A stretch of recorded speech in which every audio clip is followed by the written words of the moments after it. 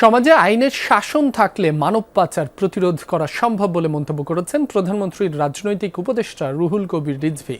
বিশ্ব মানব পাচার বিরোধী দিবস উপলক্ষে দুপুরে ঢাকা বিশ্ববিদ্যালয়ে আয়োজিত জাতীয় সেমিনারে রুহুল কবির রিজভী আরও বলেন, সরকারের শক্ত আইনই পারে মানব পাচারে সংশ্লিষ্ট প্রতারক চক্রকে দমন করতে।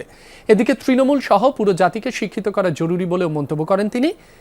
সমাজ কল্যাণ প্রতিমন্ত্রী ফারজানা শারমিন বলেন, মালয়েশিয়ায় শ্রম বাজারে দক্ষ মানব সম্পদ পাঠাতে কাজ করছে সরকার। রুল অফ ল থাকলে সমাজের মধ্যে মানব পাচার কম হতো না।